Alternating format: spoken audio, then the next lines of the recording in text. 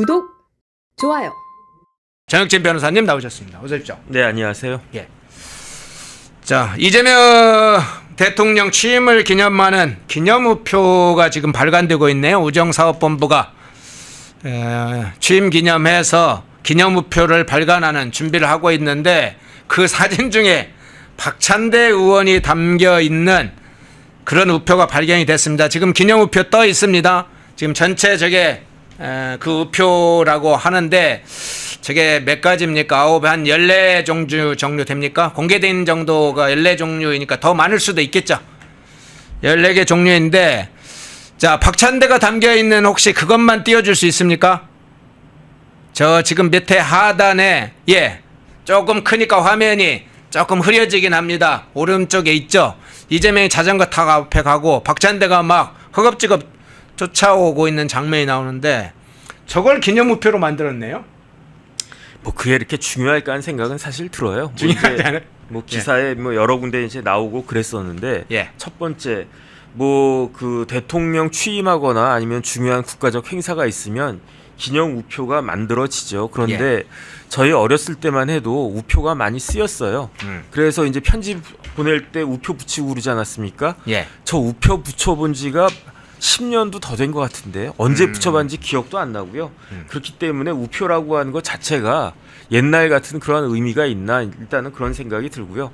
그렇게 의미가 없는 거에 뭐 저런 그 우표가 하나 들어있다고 해가지고 그렇게까지 큰 의미가 있을까 저는 뭐 개인적으로 그렇게 생각을 하고 네. 물론 이재명 대통령 적극적으로 지지하고 뭐 이렇게 찬양하는 사람들 입장에서는 저 우표 하나하나가 굉장히 소중하게 느껴질 수 있겠지만 일반적으로 많이 쓰이는 거다라고 하면은 저거 뭐 소장하고 뭐 구입하고 나중에 이제 뭐 가격이 오르겠다 또 그렇게 투자 수단으로도 생각하고 그럴 수 있겠지만 그런 시대는 이미 한참 전에 지나갔기 때문에 그런데 저 우표 중에 몇 개 되지 않은 우표 중에 저런 사진을 그 넣어가지고 우표로 만들었다라고 하는 거는 조금 뭐 코믹하기도 하고 뭐 그렇다는 생각이 들긴 드는데 예. 뭐 제가 봤을 때 뭐 그렇게 큰 의미가 있나 그런 생각 듭니다. 근데 이제 언론에서나 이제 저것을 지켜본 분들이 아마 관심을 가진 이유는 정청래 대표와의 당대표 선출 과정에서 낙선한 떨어진 박찬대, 그 박찬대를 저 기념우표에 담아서 이재명의 우중이 뭐냐, 저 기념우표면 적어도 대통령실에서 상당히 다 검토를 했을 텐데 그런 충분한 정치 그간에 이제 뭐 이 정청래 대표와 이재명과의 관계에 관한 최근의 분석도 있으면서 그거 연장해서 상황을 살피는 거 아니겠습니까? 그러니까 이제 명심은 박찬대한테 있었고 예. 뭐 이른바 어심은 정청래한테 있었다 이런 이야기가 많이 회자가 됐었는데 결론은 어떻게 나왔습니까? 더블 스코어로 정청래 대표가 이겼어요. 굉장히 이례적이다. 왜냐하면 지난번 그 국민의힘 같은 경우에는 윤석열 대통령 집권 초기에 그때 윤석열 대통령이 밀었던 김기현 대표가 그냥 어찌됐든지 간에 그 당대표 되지 않았습니까? 예. 지금이라고 정상적인 상황이라고 하면 대통령 취임한 지 이제 석 달도 안 됐는데 아직까지는 그야말로 이제 날이 빳빳하게 서가지고 대통령의 권력이 아주 그 굉장할 그러한 시점인데 그럼에도 불구하고 여당 대표가 대통령이 원하는 그러한 사람이 아닌 더군다나 정청래 대표는 굉장히 캐릭터가 있는 사람 아니겠습니까? 예. 아마 대통령 입장에도 부담스러울 거예요. 그래서 그렇기 때문에 지금 뭐 명청 교책이냐 뭐 이런 이야기까지 벌써 나오는 그런 와중이니까 그러니까 지금 대통령실 입장에서는 부담스러운 일이다 이런 생각이 들기는 들 텐데 예. 뭐 그 와중에 우표를 저렇게 만들었다고 해서 뭐 달라질 게 뭐 있겠습니까? 제가 봤을 때에는 오히려 정청래 대표하고 이재명 대통령이 둘이 이제 호흡을 잘 맞춰야 되는 것이 아닌가. 그런데 중요한 건 뭐냐면요. 예. 여기에 조국 대표까지 사면 복권됐단 말이에요. 네. 그러니까 앞으로 특히 이제 여권 범여권 내에서 정치 공학적으로 여러 가지 이제 그 경우의 수들이 굉장히 많아지지 않을까. 일단은 그런 생각은 드는데 네. 그런데 그 와중에 박찬대 전 원내대표가 저렇게 이재명 대통령 취임 기념 우표에 잠깐 그 모습이 비친다고 해가지고 뭐 큰 의미가 있을까? 저는 뭐 박찬대 원내대표에게 어떤 힘이 실릴까? 그건 좀 의문이다 이런 생각 듭니다. 예. 자, 이 장면도 한번 좀 살펴볼게요. 지금 오늘 뭐 현안, 어제 오늘 사이에 주요 현안이 된 사건인데 지난 18일에 이재명이 정성호 법무장관을 향해서 검찰 개혁 추진에 대해서 좀 조목조목 잘 따져보고 공론화 과정을 거쳐라, 그래서 약간 신중하게 다루라 이런 취지로 지시를 한 바 있죠. 이후에 그 다음날 바로 김민석 총리, 강훈식 비서실장이 나서서 비슷한 취지로 공개적으로 입장을 밝힌 바 있습니다. 그러면서 이 검찰 개혁을 둘러싼 이재명과 정청래가 또 충돌을 하는가, 이런 어떤 여러 가지 분석이 있었습니다. 정청래 대표는 추석 전에 검찰 개혁 다 마무리 짓겠다, 이런 입장을 계속 공개적으로 밝혀왔기 때문에, 이미 당대표 선거 이전부터 또 당대표가 된 이후에도 밝혀왔기 때문에 이 부분에 관해서 약간 완급을 조절하라는 이 대통령의 지시처럼 들렸었는데, 오늘 아침 뉴스에 보니까 어제 이재명이 초청하는 형식으로 해서 여당 지도부와 만찬을 했는데 타협점을 조금 찾았다, 이런 식의 좀 나오더라고요. 정부조직법 개편을 통해서 검찰청 폐지는 먼저 하고 공수처장이나 중수청, 국가수사위, 공수처의 배치라든가 여러 부분은 추후에 세부적으로 검토를 한다, 이렇게 좀 약간은 타협점을, 약간 수습책을 찾는 듯한 그런 식으로 좀 어제 됐다고 지금 기사가 나오는데, 지금 진행되는 상황 어떻게 보세요? 일단은 검수완박 말은 쉬운데 이게 쉬운 게 아닙니다. 네. 전 세계에 이른바 선진국 중에 검찰이 없는 나라가 있습니까? 없습니다. 네. 그냥 공산국가 같은 그러한 중국 같은 나라에서야, 그런 나라에도 검찰이 있어요. 검찰이 있는데 그런 나라들은 공산국가는 공안이 세기는 세죠. 하지만 검찰이 없을 수는 없는 겁니다. 그런데 우리나라가 전 세계 선진국 중에 거의 유일하게 검찰청을 없애겠다, 이런 이야기를 하는데 이게 만약에 그렇게 된다라고 하면, 정말로 그렇게 된다라고 하면 우리나라 사법 시스템은요, 형사 사법 시스템은 제가 봤을 때 붕괴에 가까운 수준으로 아주 처참하게 무너지지 않을까, 저는 개인적으로 그런 생각을 하고요. 예. 그렇게 되면 그 후폭풍이 어마어마하지 않을까, 저는 개인적으로 그런 생각을 합니다. 그러면 그렇게 후폭풍이 불어왔을 때 누가 피해를 보겠는가? 재벌들이 피해 보겠습니까? 재벌들 피해 안 봐요. 어차피 재벌들은 거기에 대해서 나름대로 다 대비책이 있고, 그 다음에 무슨 일이 벌어지면 돈이 많으니까 돈으로 해결할 수 있고, 그 다음에 유력한 권력이 있는 정치인들이 피해 보겠습니까? 오히려 득을 갖다 보겠죠. 그러면 누가 그 후폭풍을 직격으로 맞을 것인가? 돈 없고 힘 없고 빼가 없는 서민들만 그 피해를 갖다 입을 것인데, 그럼 누가 또 득을 보겠습니까? 제일 큰 득을 볼 사람은 범죄자들이 득을 보는 거예요. 내가 범죄를 저질러 가지고 그 다단계 사기 같은 거, 대표적으로 다단계 사기 같은 거를, 그 범죄를 저질러서 1인당 몇 천만 원씩 해가지고 수십억 수백억의 돈을 내가 다 받아 챙겨도 그게 제대로 수사가 될 수가 없어요. 지금 같은, 이미 지금도 그런 상황인데, 그러면 그 후폭풍으로 인한 그 부메랑을 과연 정부 여당이 감당할 수 있을 것인가? 저는 이 부분에 대해서, 말은 좋죠. 말은 좋은데 실질적으로 곰곰이 따져보면 여기에 대해서 아마 이제 쫄리기 시작하지 않을까, 저는 그런 생각이 들고, 더 직접적인 거는요, 그 검수완박이라고 하는 거는 결국 준비를 해야 되는데, 검찰청법을 폐지한다, 검찰청법을 폐지한다고 해서 검수완박이 되는 게 아니에요. 네. 왜냐하면 형사소송법에 검사라고 하는 단어가 무지무지하게 많이 박혀 있습니다. 형사소송법에만 박혀 있는 게 아니라 법을 갖다가 AI 시켜가지고 검사가 들어있는 법 좀 찾아봐줘, 그러면 수많은 법들이 쫙 나올 겁니다. 네. 그러면 검사를 없앤다면서요? 그럼 거기에 있는 모든 단어에서 검사라고 하는 단어를 다 빼야 될 거 아니겠습니까? 네. 심지어 헌법에도 그 검사라고 한 단어가 있으니까 다 빼야 되는데, 그게 제대로 준비가 되어 있겠는가? 그 다음에 제가 이게 왜 이런 생각을 하냐면, 제일 황당했던 게 2022년도에 윤석열 후보가 대통령 당선되고, 그 다음에 5월에 그 윤석열 대통령 취임하기 전에 한 2달 정도 시간이 딱 있었어요. 네. 그때 문재인 정부에서 뭘 도모했냐, 검수완박한다고 그랬어요. 그래가지고 나온 안이 뭐였냐면, 검찰청법 폐지한다, 형사소송법에서 검사를 다 빼낸다. 이게 검수완박을 위한 형사소송법 개정안과 검찰청법 폐지 아니었거든요. 네. 만약에 그렇게 되면요, 어떻게 되냐? 그 제대로 시스템 자체가 붕괴가 되는 거였어요. 그거를 당시 민주당 정권에서도 문재인 정권에서도 알고 있었으니까 결국은 용두사미로 뭐 이렇게 뭐 고치는 깨작깨작 하다가 뭐 검찰 수사 권한을 검사의 수사 권한을 뭐 몇 개로 이제 줄인다라고 했다가 그것도 중이냐 등이냐 이것도 구별하지 못해가지고 실질적으로 검수완박 안 된 거나 마찬가지였거든요. 그런데 그와 같은 준비가 지금 이재명 정권에서 있었을 것인가?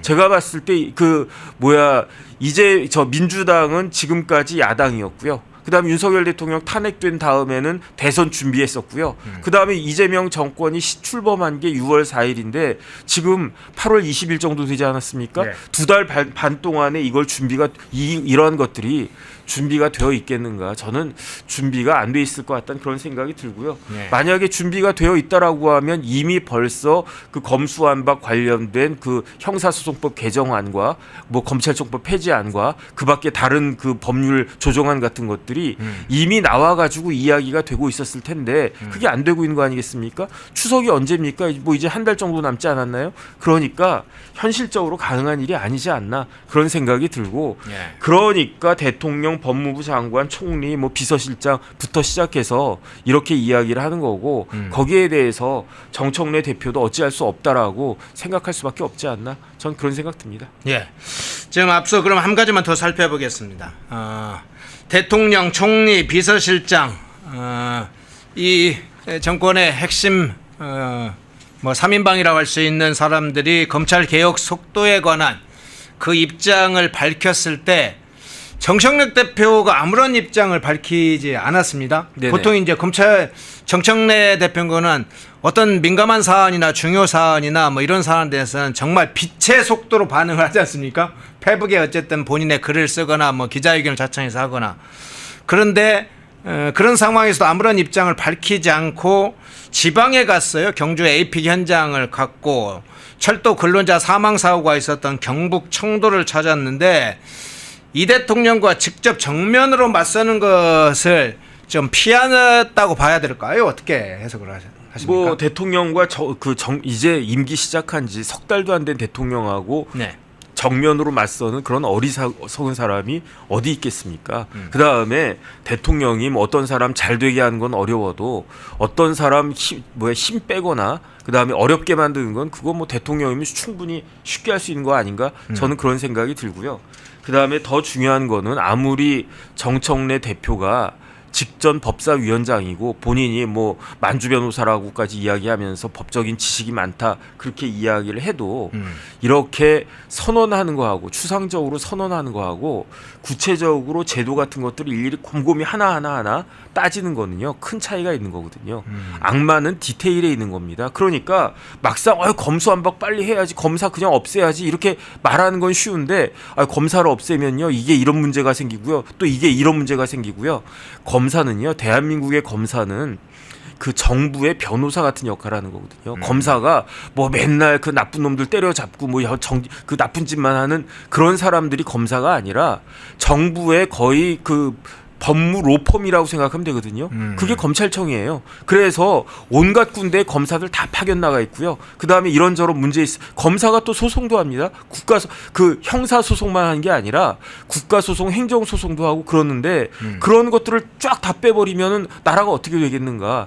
이런 거 하나 하나씩 따지다 보면 아마 머리에 쥐가 나가지고 아마 아무 말도 나오지 않지 않을까? 저는 개인적으로 그런 생각 들고요. 예. 어쨌든 뭐 검수완박 좋고 뭐 다 좋은데 뭐 그렇게 되면 저희 같은 변호사들이야 좋아지겠죠. 왜냐하면 그렇게 정부의 나라의 시스템에 구멍이 빵빵빵 뚫리면은 그거 그냥 메꿔주는 사람들이 변호사가 될 테니까 뭐 저희 같은 사람들이야 나쁘지 않을 것 같다는 그런 생각이 드는데 국가적으로는 엄청난 재앙이 될 거고요. 그야말로 악몽이 될 것이다.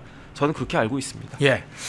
앞서 제가 이제 정청래가 경북 청도 철도 근로자 사망 사고가 일어났던 청도 열차 사고 현장에 갔다 그 이야기를 좀 드렸는데 그래서 비교해서 좀 이런 얘기 좀 드려볼게요.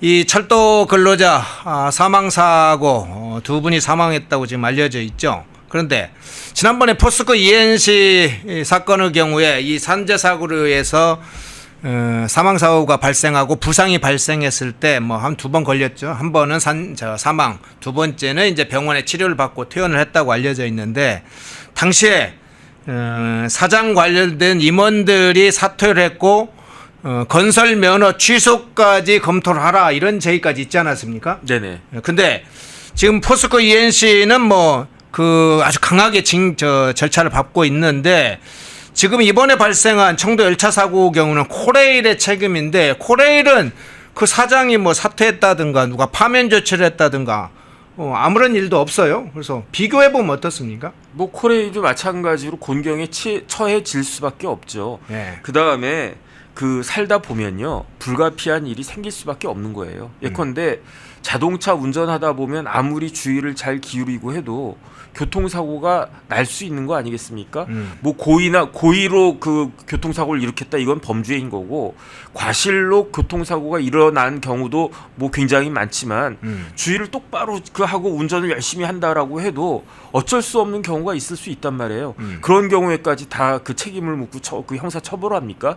민사 책임이라고 하면 모르겠는데 형사 책임은요 그런 게 아닙니다. 그렇기 때문에 지금 뭐 노랑봉투법부터 시작해가지고 중대재해처벌법 이런 법들은 사실은 그 우리나라 그 근대의 법적 시스템에 부합하지 않는 그런 시스템이고 거기에 그렇기 때문에 부작용은 있을 수밖에 없다 그런 생각이 들고 그 다음에 뭐 이런 거 있다고 해가지고 회사의 면허를 취소한다라고 하는 건 더 이상 회사로서 존속을 못하게 하겠다는 거 아니겠습니까? 네. 그거는 정부의 폭정이고요. 이건 있을 수가 없는 거예요.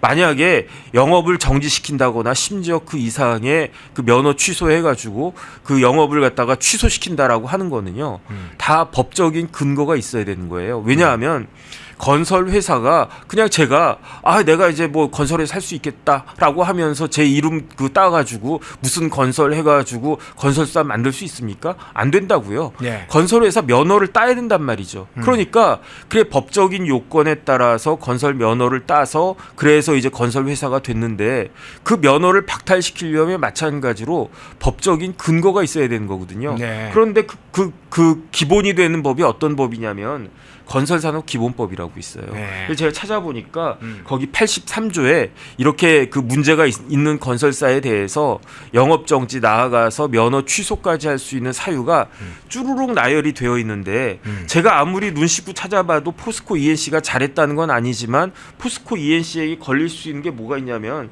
건설공사를 부실하게 해서 뭐 건설공사 부실하게 하면 뭐 100% 면허 취소됩니까? 그렇지가 않습니다. 건설공사를 부실하게 해가지고 중요한 구조에 대해서 중대한 손괴가 발생하게 돼가지고 그래서 공중에 위험이 발생하는 이러한 것들이 다 인정이 되어야지 그래야지 어떤 회사를 면허를 취소할 수 있다라고 하는 건데 사망사고 발생한 거 그거는 굉장히 안타까운 거고 거기에 대해서 책임 있는 사람들에 대해서 책임을 물을 수는 있겠지만 그렇다고 해가지고 그 회사를 그 문 닫게 할 수 있느냐 그거는 절대적으로 안 되고요.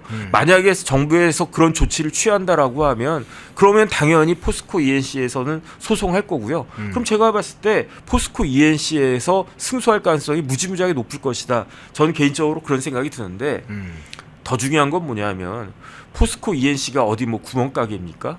포스코 ENC가요 작년 매출이 9조 4천억이었어요. 그 다음에 영업이익은 뭐 한 600억 정도밖에 안 되니까 매출 대비 영업이익은 그렇게 많지 않다라고 보여지는데 임직원이 몇 명이냐면요 5,897명이에요. 6,000명 가까운 사람들 밥줄을 끊어놓겠다는 이야기입니까? 더 중요한 건 뭐냐면요 우리나라에서 포스코 ENC가 그 건설회사 중에서 몇 등이냐? 7등이에요. 7등. 네. 그러면은 뭐 그다음에 우리나라 건설회사 도급순위 1등은 누구냐? 그거는 삼성물산이거든요. 2등이 현대건설이고 삼성물산 현대건설은 뭐 사망사고 안 나겠습니까? 그러면은 제일 많이 나던데요? 사망사고 보니까 산재사고 1위던데요. 현대건설 1위던데요. 삼성은 조금 더 관리를 잘하는 것 같고 네. 만약에 이런 식으로 포스코 ENC 면허 취소한다라고 하면 대한민국의 건설 회사를 다 문 닫게 될 수밖에 없는 그런 상황이 될 것이다. 이런 것들을 과연 그 해가지고 그 다음에 건설 회사를 통해 가지고 먹고 사는 사람들이 얼마나 많습니까? 제가 다시 한번 말씀드리지만 포스코 ENC의 임직원이 6천 명 가까이 되는데 포스코 ENC의 임직원만 먹고 삽니까? 거기에 하도급 업체들, 그다음에 또 하도급 업체들, 뭐 자재 납품 회사들, 건설 회사 때문에 먹고 사는 사람들이 무지무지하게 많은데 몇십만 명이 더 될 수도 있는데 이런 것들을 이렇게 즉흥적으로 그냥 너무 이렇게 쉽게 이야기하는 거는 이건 말이 안 된다 그 생각 듭니다. 예. 자, 기념우표 이재명 기념우표, 대통령 취임 기념우표로 시작해서 정청래 문제, 철도 근로자 사망 사건을 둘러싸고 코레일의 책임, 이 문제도 한번 같이 살펴보면서 포스코 ENC 문제도 살펴봤습니다. 자, 지금 아주 중요한, 이번 주에 가장 중요한 문제가 노란봉투법입니다. 노란봉투법은 하나의 법안이 아니고 우리 경제의 근본을 흔들 수 있는 사안이기 때문에 그런데요. 자, 오늘 국회 본회의가 시작이 됩니다. 국회 본회의 시작되면 몇 가지 관련된 법안이 올라올 텐데, 뭐 방송법 관련된 추가 법안도 있고 교육방송법도 있고, 가장 우려되는 게 이 노란봉투법과 상법 개정안인데, 일단 노란봉투법이 굉장히 좀 우려스러워요. 오늘 또는 내일에 국회 본회의에 상정될 걸로 보입니다. 그리고 필리버스터가 시작될 텐데 아마 민주당이 조기에 필리버스터를 그냥 끝내버릴 거예요. 중간에 하다가 허리를 잘라버릴 텐데 그런 상황이 지금 예견돼요. 상황이 아주 급박하게 돌아가니까 이제 경제계 단체나 외국 경제단체들이 막 매일 움직이고 있죠. 여기에 청년들이 지금 국회로 몰려갔습니다. 그래서 노란봉투법을 규탄하는 기자회견을 했는데 상당히 중요한 격정적인 얘기가 많았는데 그거 다 들을 수는 없으니까 짧게 영상 먼저 보고 오겠습니다. 네, 오늘 저희는 노란봉투법으로 불리는 노동조합법 2, 3조 개정안 그리고 제2차 상법 개정안에 반대합니다. 네, 그 이유는 간단합니다. 이 법은 노사 갈등의 해법이 아니라 갈등의 기폭제가 될 가능성이 크고 이는 청년 일자리와 혁신을 직격하기 때문입니다. 2022년 화물연대 총파업 당시 산업부 추산으로 불과 일주일 남짓에 핵심 산업 손실이 약 1조 2천억 원에 달했습니다. 정부는 1일 손실 3천억 원 규모라고 밝혔습니다.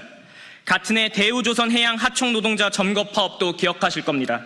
정부는 불법 점거라 규정했고 회사는 일일 320억 손실 추정과 함께 누적 4억 달러 이상 손실을 공표했습니다. 이에 대한 결과는 어떻습니까? 기업이 택한 방어 전략은 투자 보수와 자동화 전환 가속, 채용 축소였습니다. 결국 이들로 인해 피해를 보는 건 청년 그리고 비정규직이었습니다. 예, 청년들의 노란봉투법 반대 관련 절규인데요. 저 장면 어떻게 보셨나요? 일단은 이제 법률가니까 법적인 이야기를 위주로 하면요. 예. 그 노란봉투법이라고 하는 거는 법의 대원칙에 반하는 거예요. 법의 대원칙은 뭐냐면은 내가 통제하고 그렇기 때문에 내가 책임질 수 있는 사안에 대해서만 책임을 진다. 이게 그 법의 대원칙 아니겠습니까? 네. 제가 책임질 수 없는 사고가 발생했는데 그걸 보고 나보고 책임지라고 하면 그럼 억울해서 어떻게 살겠습니까? 그런데 노란봉투법이라고 하는 거는 그런 거거든요. 그러니까 나하고는 상관이 없고 내가 계약을 체결하지도 않은 그런 하청 업체와 관련해 가지고 문제가 생기면 나보고 책임지라는 거예요. 그럼 그걸 내가 못하러 하겠습니까? 더 중요한 건 뭐냐면은 어떤 사람이 불법적인 행동을 갖다가 했어요. 그랬는데 거기에 대해서 나는 책임을 묻지 못한다는 이야기예요. 그러니까 사용자 입장에서는 내가 통제할 수 없는 범위 외의 것에서도 사용자는 책임을 져야 되고 사용자 입장에서는 불법적으로 내가 손해를 입었음에도 불구하고 그 노동자들한테 근로자들한테 책임을 물을 수 없고 이게 따블로 되는 게 이게 결국은 노란봉투법의 법적인 의미가 되는데 그렇게 되면 어떻게 되겠습니까? 그러면은 누가 기업을 하겠습니까? 그다음 다시 말씀드리지만 지금 기업하는 사람들은요 돈 많아요.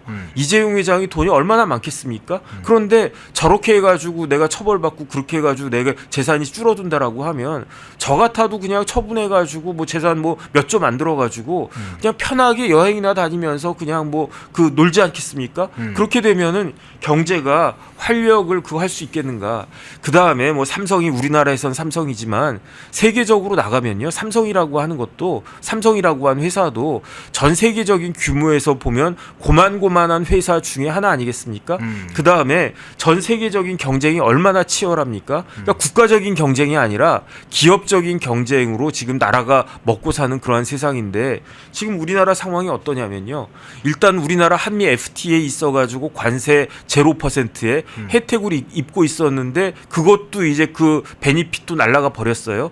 거기에 그러니까 현대자동차 같은 경우에는요. 일본 도요타하고 경쟁할 때 우리가 그래도 3% 정도라도 앞서 나가 있었으니까 미국 시장에서 제네시스가 렉서스를 갖다 어느 정도 이렇게 견제하고 현대차가 도요타를 어느 정도 견제하고 그러면서 이제 쉐어를 갖다가 늘리고 있었던 그런 상황이었는데 그 앞서 나갔던 거 지금 뒤로 빠꾸가 된 거예요. 뒤로 빠꾸가 된 것만 아니라 노란봉투법 이런 반기업적인 법으로 인하면은 오히려 도요타보다도 더 뒤에서 출발해야 되는 건데 지금 현대자동차가 아무리 그 컸다고 한들 도요타만 하겠습니까? 삼성전자가 지금 어떻게 됐습니까? 삼성전자 옛날에는요 1년에 뭐 한 60조 70조씩 그렇게 순이익 나던 회사가 이제는 순이익도 거의 안 납니다. 그런데 거기에다가 이런 부담까지 그 떠안으라고 하니까 지금 다른 사람들은 다른 나라들은 그냥 어떻게 하든지 100m 달리기 할 때 뭐 일본이든 유럽이든 미국이든 뭐 특히 이제 미국 같은 나라는 뭐 어떻게 하면 기업들이 더 잘 뛸 수 있을까? 신발도 좋은 거 신기고 양말도 좋은 거 신기고 밥도 좋은 거 먹이고 그러고 있는데 우리나라만 기업들한테 무릎에다가 저 종아리에다가 모래주머니 차게 만드는 그런 나라가 어디 있겠는가? 이러면서 주가가 5천이 될 수가 있겠습니까? 이렇게 앞뒤가 안 맞는 그러한 정책은 지양되어야 될 것이다 그런 생각듭니다. 예. 자, 노란봉투법 관련해서 이제 인식 조사를 한 게 있네요. 대한상공회의소가 조사를 해서 발표를 했는데 그 내용을 담은 국회 상임위에서의 지적사항이 있었는데 먼저 그 영상을 보고 이 현황 한번 살펴보겠습니다. 노란봉투법 시행에 대해서 장관님은 빨리 시행해야 된다라는 입장이시죠? 네, 그렇습니다. 그러면 노란봉투법이 시행이 된다면 노사 갈등이 심화될 거라고 보십니까? 아니면 심화가 안 될 거라고 보십니까? 저는 오히려 노란봉투법의 순기능이 더 많다고 생각합니다. 그런데 노사 갈등이 심화될 거라고 국민들 여론조사했어요. 76%가 노사 갈등이 심화가 된다고 봅니다. 예, 대한상공회의소가 조사한 그 노란봉투법에 대한 인식 조사 결과 지금 아까 이제 영상에 나왔습니다만 76.4%가 노조법 개정안이 통과되면 산업 현장의 노사 갈등은 보다 심화될 것이다. 뭐 이런 답이 나왔어요. 대체로 이제 노란봉투법의 찬반은 있습니다. 노란봉투법 반대가 약간 높은데 어쨌든 그 찬성을 한다고 하더라도 산업 현장의 노사 갈등은 심화될 거라는 인식은 훨씬 더 많은 상황으로 보이는데 일단 노사 갈등의 상황 어떻게 보시는지 하고 또 하나는 실제 기업 현장에서 어떤 일이 날지 이 부분이 좀 대체로 궁금합니다. 글쎄요, 뭔지 된장인지 꼭 먹어봐야 알 수 있겠습니다. 그거는 예. 그 상식적으로 보면 알 수 있고요. 그 다음에 우리나라의 대표적인 그 노동단체 민노총이 지금까지 어떤 식으로 활동을 해왔는가 그걸 보면 뭐 누구보다도 더 잘할 수 있는 것이 아닌가. 더군다나 저 장관이 그런 쪽에서 일을 했던 사람 아니겠습니까? 예. 민노총 같은 조직에 날개를 달아주는 거잖아요. 그러니까 별로 이렇게 우리나라 노조 대기업 노조 정도 되면요, 진짜 세계적으로도 아주 대우받는 그러한 그 근로자들 아니겠습니까? 그럼에도 불구하고 뭐 조금이라도 근데 그게요. 인간의 본성이에요. 예를 들어서 삼성전자 같은 데 다니면 야 어떻게 뭐 연봉이 막 억대가 되냐. 그래도 더 보너스 받고 싶은 게 그게 그 사람의 마음 아니었겠습니까? 그런데 거기에다가 이런저런 무기까지 아이템까지 그게 되면은 그러면 회사에 어떻게 되든지 말든지 간에 그러니까 황금알을 앓는 그 닭도 잡아먹는 존재가 사람들 아닌가. 여기에 대해서 인간의 본성을 너무 선하게만 보다가 그러다가 큰 코 다칠 일이 있을 것이다. 그 다음에 결국은 우리나라 어떤 도시 같은 데는요, 예. 회사가 공장이 그 문을 닫음으로 인해 가지고 도시 기능 자체가 마비가 된 케이스가 굉장히 많지 않습니까? 이러다가 나라 자체가 그렇게 되면 그때 가가지고 무슨 그 한탄을 한든 무슨 소용이 있겠는가 그런 생각이 듭니다. 예. 자, 아까 하청 노조와 대기업 갈등 관련된 그 이미지 한번 띄워주시겠어요? 예, 지금 10대 그룹의 지금 하청 노조와의 노사 갈등 상황을 요약해서 그저께 보도를 한 바 있는데 그 10대 그룹 중에 자 9개 기업이 지금 다 지금 현장에서 하청 노조와 관련해서 저렇게 뭐 고용 승계 문제, 노조법 관련 문제 여러 가지 문제와 관련 직접적으로 이 대부분은 하청 노조하고 지금 다 하청업체하고 지금 저런 갈등이 벌어지고 있네요. 그러니까 원청과 이제 하청 노조와의 저런 사업이 지금 10대 그룹만 중앙일보에서 조사를 했던데 저 조사 결과 이제 중앙일보가 조사한 게 아니라 한국경영자총협회가 발표한 걸 중앙일보가 보도를 했던데 실제로 저 산업 현장에서 이미 벌어지고 있는 상황이네요. 그러니까 일단은 대기업하고 예. 그 밑에 있는 그 2차, 3차 협력 업체들하고는요, 그 수준 차이가 날 수밖에 없잖아요. 예. 그러니까 현대자동차 노조도 현대차에 대해서 바라는 바가 많이 있겠지만 더 많이 바라는 사람들은 누가 될 것이냐? 하청업체 사람들일 거 아니에요. 하청업체 사람들은 이렇게 주장할 겁니다. 우리가 현대자동차 정식 직원들과 하는 일이 똑같은데 왜 우리는 덜 받아야 되느냐? 그렇다라고 하면 현대자동차가 그 많은 사람들을 다 정식 직원으로 뭐 고용해야 되겠습니까? 고용할 수가 있겠습니까? 그런데 그럼에도 불구하고 하청업체들이 현대자동차 본사에다가 직접적으로 요구할 수 있는 그러한 길이 생겼다. 그러면 저 같아도 현대자동차한테 우리 월급을 갖다 더 올려주시오 이렇게 이야기할 수밖에 없지 않겠는가. 그런데 저런 식의 되면은 그러니까 쉽게 말하면요, 기업주 입장에서는 모든 리스크를 부담하면서 거기에 따라서 리스크 테이킹을 하고 그거에 따라서 수익을 창출하는 게 그게 기업인데, 예. 리스크는 리스크대로 지고 책임은 또 거기에 따른 이익은 제대로 되지가 않고 그러면 어떻게 회사가 발전할 수 있겠는가. 그 다음에 근로자들 입장에서는 리스크는 부담하지 않고 권리만 주장하는 그러한 일이 벌어지게 될 텐데 그러면 어떻게 발전적인 노사관계가 있을 수 있겠는가. 참 여러 가지로 좀 답답하다는 생각 듭니다. 예, 주한미국 상공회의소하고 주한유럽상공회의소가 이미 경고를 했잖아요. 네네. 민정 지도부들도 만나면서 강하게 우려를 표명했는데 주식시장을 분석한 분들의 어제 오늘 자료를 보니까 이런 내용이 있더라고요. 노란봉투법 입법이 가시화되면서 외국인의 이탈이 가속화되고 있다. 글로벌 단기 자금이 지금 썰물처럼 빠져나고 있는 추세다. 그게 주식시장에 이미 반영되고 있다. 순매도가 상당히 증가하고 있다. 이런 영향인데 실제로 그러면 이제 주한 유럽 상공회의소가 이미 경고를 초기부터 했는데 외국 기업 철수할 수 있다. 이런 경우가 있는데 지금 오늘 내일 사이에 불과 며칠 사이에 노란봉법 사실은 통과돼서 본격적으로 국민 의결을 하면 시행이 될 텐데 외국 기업이 보일 반응은 어떻게 보세요? 일단은 그럼에도 불구하고 네. 그러니까 회사라고 하는 거는 영리를 목적으로 하는 법인이 회사 아니겠습니까? 네. 그러니까 회사는요, 돈을 벌려고 만들어진 거고 돈을 더 많이 벌려고 만들어지는 거예요. 회사가 무슨 자선 사업하는 데입니까? 예컨대 삼성전자 같은 회사도 한국에서 기업 활동을 하는 게 돈을 더 많이 벌 것이냐, 아니면 미국이든 어디든 다른 나라 가는데 더 수익이 많이 날 것이냐. 그러면 어디에서 사업을 하겠습니까? 돈 더 많이 버는 데에서 사업한 거 아니겠습니까? 하물며 우리나라 기업들도 그럴 건데, 그러니까 생각을 해보세요. 옛날에 70년대 막 청계천 이런 데는 뭐가 많이 있었습니까? 이렇게 봉제 공장, 네. 인형 만들고 옷 만들고 그런 공장들 많았잖아요. 그런 공장 하나도 없어요 이제. 그거 다 어디 갔습니까? 처음에는 중국 갔다가 그 다음에 베트남 갔다가 왜 한국에 있는 기업들이 그렇게 갔습니까? 한국에서는 그 수지 타산이 맞지 않으니까 나간 거 아니에요. 그런데 삼성전자, 현대차라고 뭐 그런 봉제 공장하고 다를 바가 있겠습니까? 본질적으로는 똑같은 거예요. 한국에서 사업했는데 돈이 제대로 벌리지 않는다. 그럼 둘 중에 하나인 거죠. 망하거나 아니면은 돈이 벌릴 수 있는 곳으로 나가거나. 그런데 뭐 한국에 와 있는 유럽 기업들이나 한국에 와 있는 미국 기업들이라고 뭐 다르겠습니까? 오히려 더 그 한국을 떠날 훨씬 더 그 가능성이나 그런 유인은 훨씬 더 많지 않겠는가.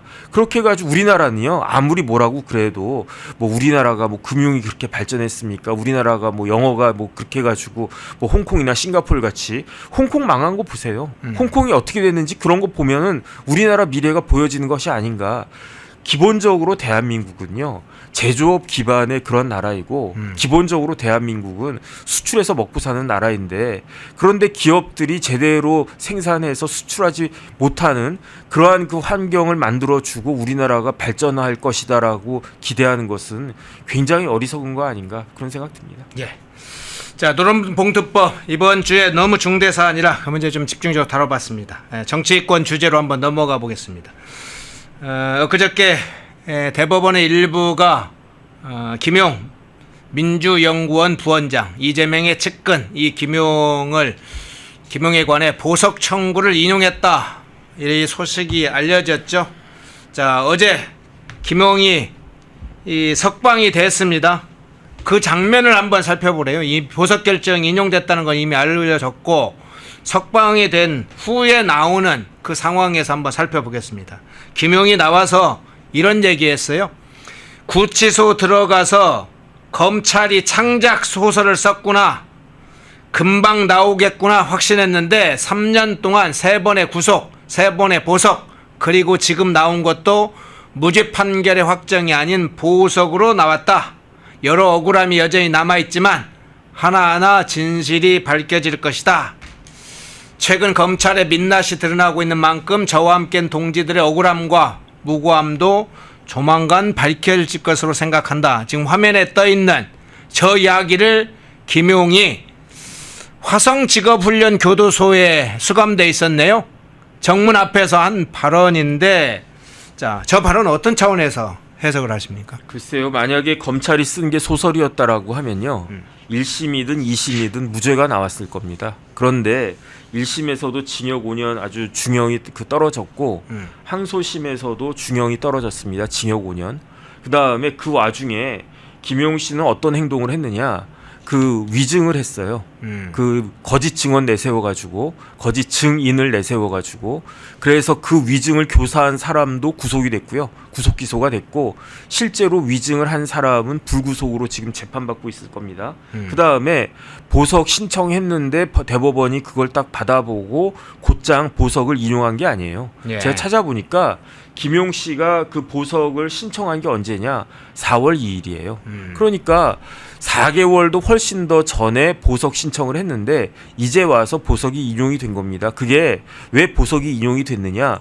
김용이 뭐 보석이 될 만한 어떤 사정이 있어서 보석이 인용이 된 게 아니라 대법원이 판결을 못 쓰고 있기 때문에 보석이 인용이 된 거예요.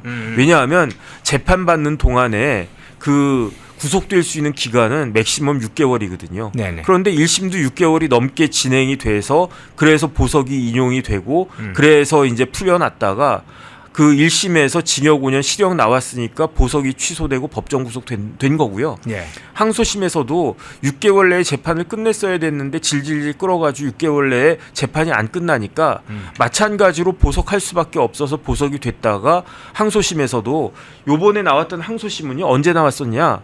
2025년 올해 2월 6일에 항소심 선고가 됐었어요. 그러니까 윤석열 대통령 탄핵 소추돼가지고 헌법재판 뭐 이런 그 탄핵 심판 절차 그 어수선할 때 그때 항소심 판결 나왔었어요. 그래서 그때 또 구속이 됐던 겁니다.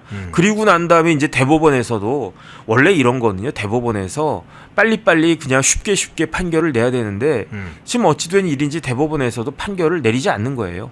그러다 보니까 또 6개월이 다 지나갔으니까, 그러니까 김용 씨가 그 대법원에 사건이 올라간 게 2월 26일이거든요. 예. 그럼 6개월 지나가면 이제 8월 25일까지는 판결 선고해야 되는데 네. 대법원에서 판결 선고 안 하겠다는 이야기예요. 아. 그러니까 근데 6개월 지나가면 8월 26일이 되면 김용이 풀려나야 되니까 네. 그건 안 되지 않습니까? 그러니까 일정한 조건 뭐 조건이라고 해봤자 별것도 없어요.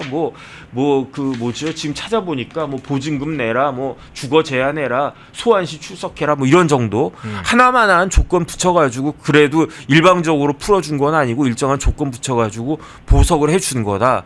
그게 이제 법적인 실체이고 법적인 진리인데 그런데 이제 많은 사람들을 현혹시키는 게 봐라 그 김용 풀려났다 그러면 뭐 무죄 받은 거랑 큰 차이 없는 거 아니냐 이런 식으로 이야기하려고 하는 것 같은데 그거는 전혀 사실이 아닙니다. 그러니까 결론적으로 지금 김용의 이제 발언 문제를 얘기하다 보니까 이번에 보석 인용을 한 상황이 왔는데 결국은 이 대법원 지금 이 사건을 담당하고 있는 대법원 일부에서 사건에 최종 선고를 하지 않고 사건을 질질 끌고 판결을 선고를 미룸으로써 결국은 보석을 스스로 인용할 수밖에 없는 상황을 그냥 만들었네요 스스로. 그렇죠. 그게 이제 법원의 그거고 예를 들어서 보석 사유가 합당하다라고 하면 제가 좀 전에 말씀드렸지만 네. 김용이 보석 신청한 게 4월 2일이에요. 네. 4월 중에 보석이 인용됐다. 그러면 이거 조금 문제가 있겠는데 이러다가 진짜 파기환송 나올 수도 있겠는데 이런 느낌을 가질 수 있었겠는데 그게 아니고 4월에 신청한 거 4개월도 더 지나가지고 이제 와서 인용을 했는데 그 이유가 오늘이 며칠입니까? 오늘이 21일이잖아요. 네. 김용을 아무리 오랫동안 가두려고 해도 8월 25일까지밖에 안 된단 말이죠. 그러니까 뭐 엊그저께 그냥 나가라 이렇게 한 거예요. 그러면 이 사건이 복잡한 사건입니까? 복잡하지 않죠. 그런데 이 사건을 왜 이렇게 선고를 안 하는 계속 미룰 가능성이 좀 있어 보이기도 해요. 그러면요? 제가 봤을 때는 계속 판결 안 할 겁니다. 그래요? 네네. 아니, 왜 그렇습니까? 그다음에 이게 이재명과 어쨌든 직접적으로는 아니지만 간접적으로 사건이 연결돼 있거나 측근이기 때문에 그렇습니까? 뭐 그거야 이제 대법관들이 알아서 할 문제이고 예. 이게 전혀 어려운 문제가 아니라고 하는 게 1심하고 항소심하고 판결문이 거의 똑같을 거예요. 그러면 뭐 잘못된 게 있겠습니까? 더군다나 항소심 재판부는요 우리나라의 초엘리트 판사들로 구성된 항소심이었어요. 네. 그런데 뭐가 잘못되어 있겠습니까? 그러니까 저 같은 사람도요 대법원 판결 이런 거는 진짜 쓰기 쉬워요.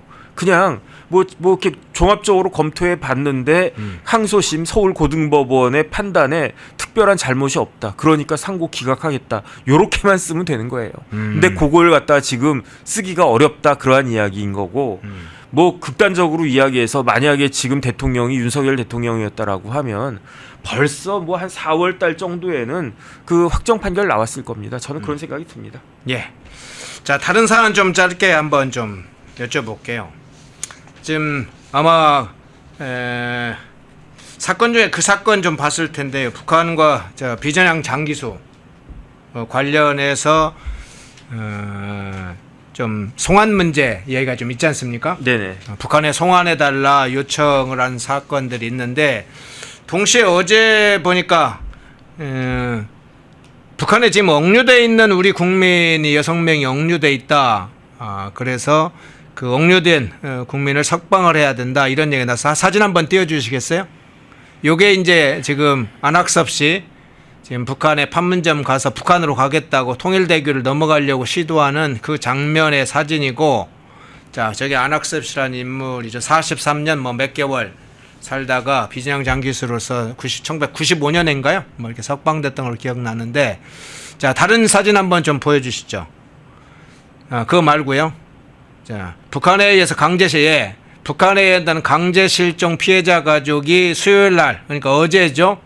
어제 강제실종 피해자 날 기념회 때 지금 억류된 우리 국민들 석방을 해라 이런 이야기를 같이 했습니다. 비슷한 시기에 지금 이 상황이 동시에 터졌는데 비전향 장기수 북한 송환 문제 어떻게 보시는지도 궁금하고, 이 억류된 우리 국민에 관련해서 북한과 협상 문제 어떻게 가야 될지 그건 어떻게 보세요? 글쎄요, 뭐 저 사람이 이제 북한으로 가겠다라고 하는 게 네. 현행 실정법상으로 뭐 국가보안법도 시작해가지고 네. 이런저런 여러 가지 법적인 문제가 있는 거는 사실일 텐데 제 개인적인 생각은요, 그냥 보내드렸으면 좋겠어요. 보내면. 네네. 뭐 네. 그냥 뭐 연세도 드셨는데 네. 그 다음에 뭐 고향이 어딘지 모르겠는데 만약에 이북이 고향이다. 네. 그럼 얼마나 고향 가고 싶겠습니까? 음. 그러니까 그냥 저런 분들은 그냥 보내드리면 물론 이제 저런 분들이 북한 가면 북한에서 뭐 체제 그 선전 선동에 이용하고 뭐 그런 일이 있을 수 있겠죠.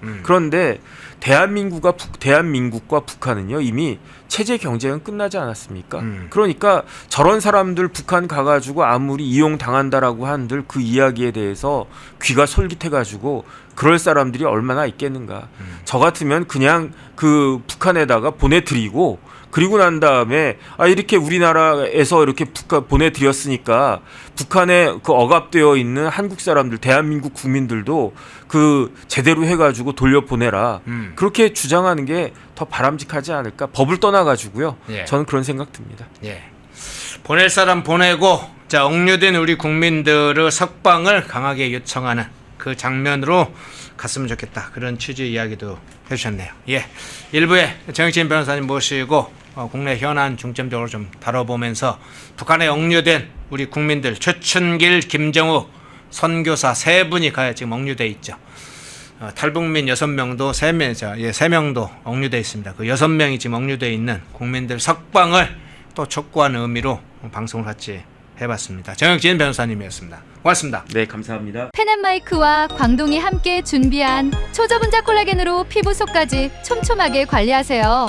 하루 두 알로 피부 보습, 탄력 개선, 체내 흡수에 용이한 저분자 PC 콜라겐, 부원료 또한 탄탄하게 펜앤마이크 TV 단독 할인 1개월분 한 박스에 13,000원, 3개월분 3박스에 30,000원. 펜앤마이크 구독자 전용 댓글 상단 할인 링크에서 구매 가능합니다. 전화 문의는 1661-6915, 전화 문의는 1661-6915. 펜앤마이크와 광동이 함께 준비한 머리부터 발끝까지 모든 순간 풍성하게 광동 효모 비오틴 하루 한 번으로 가득 채우는 에너지 600mg 맥주 효모 함유 목 넘김 좋은 알약 타입 펜앤마이크 TV 단독 할인 1개월분 한 박스에 15,000원 3개월분 3박스에 35,000원. 펜앤마이크 구독자 전용 댓글 상단 할인 링크에서 구매 가능합니다. 전화 문의는 1661-6915, 전화 문의는 1661-6915. 펜앤마이크에서 추천하는 영상도 보고 가세요. 다른 영상도 즐기시려면 구독 버튼을 꼭 눌러주세요.